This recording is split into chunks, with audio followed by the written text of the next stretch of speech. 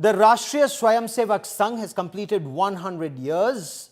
At the centenary celebrations Vijay Dashmi address, the Rashtriya Swayamsevak Sangh Sar Sangchalak Mohan Bhagwat spoke of the importance of unity in building a Vikasit Bharat, stressing on that India first stance, nation first stance. The RSS chief hailed India's brave soldiers for giving a befitting response to Pakistani terrorists who'd singled out Hindus in Pahalgam and killed them. Operation Sindoor, he said, was an apt response. He also commented on US President Donald Trump's tariffs and that war on Indian goods. Mohan Bhagwat underlined the need to adopt Swadeshi products and the importance of Atmanirbharta as a way forward for a Vikasit Bharat.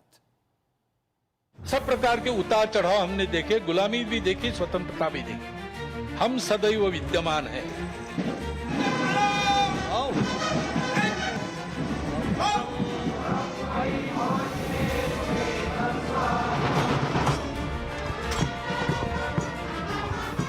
The Rashtriya Swayamsevak Sangh turns 100 this year. And with praise from some and polarization from others, the Sangh seems poised not just to celebrate the past, but to shape the future. At the grand Vijay Dashmi Utsav, the milestone lent special weight to the annual address by RSS Chief Mohan Bhagwat.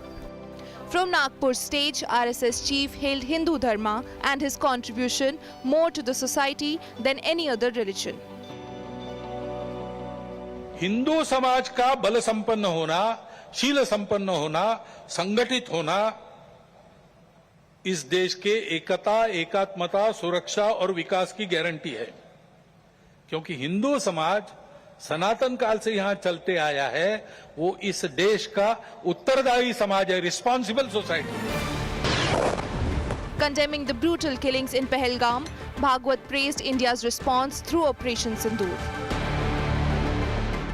एक दुर्घटना पहलगाम की भी हुई, हमला हुआ सीमा पार के आतंकियों के द्वारा, 26 भारतीय नागरिकों की उनका धर्म पूछकर हत्या की।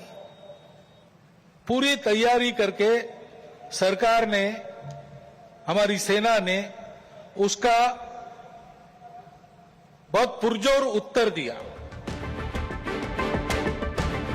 Amid US tariff pressures, the RSS chief called for embracing Swadeshi and Atmanirbharta.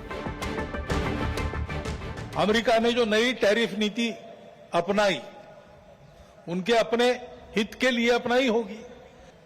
हमको इसको मजबूरी न बनाते हुए जीना अगर है तो स्वदेशी और स्वावलंबन का कोई परिणाम नहीं, कोई पर्याय नहीं। Bhagwat also criticized ongoing revolutions in India's neighborhood and called them destabilizing, while also reiterating that diversity is India's tradition and that we must embrace our differences. यद्यपि बाहर से विचारधारा आई होगी, हम उनको पराया नहीं मानते, अलगाव से नहीं देखते। हम सबकी विशिष्टताओं को, दुनिया में सभी विशिष्टताओं को मानते हैं, उनको स्वीकार करते हैं, उनको भी हमारी अपनी विशिष्टता है उसके दर्जे का ही मानते हैं। On Wednesday, at the RSS centenary celebrations in the national capital, Prime Minister Narendra Modi praised the Sangh's ideology and its selfless service to the nation. ऐसे महान पर्व पर 100 वर्ष पूर्व राष्ट्रीय स्वयंसेवक संघ की स्थापना ये कोई संयोग नहीं था।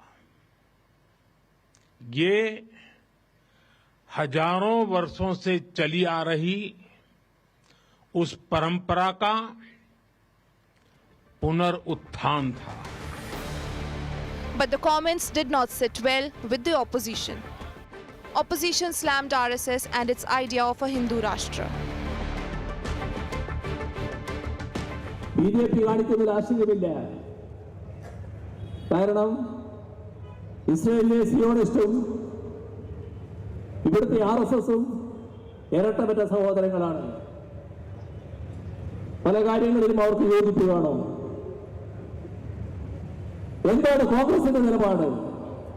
വലിയ തോതിൽ പ്രകടിപ്പിച്ചുകൊണ്ടിരിക്കുമ്പോൾ महात्मा गांधी जी रघुपति राघव राजा राम पतित पावन सीताराम गांधी ईश्वर अल्लाह तेरे नाम और अल्लाह ಅಂತ ಮಾತಾಡ್ತಾರ ಗಾಂಧೀಜಿ ಅವರು ಹೇಳ್ತಾರ ಅವರು BJP. And so the message from Nagpur is loud and clear.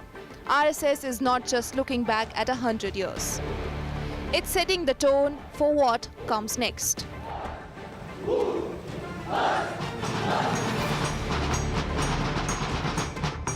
With Himanshu Mishra, Bureau Report, India Today.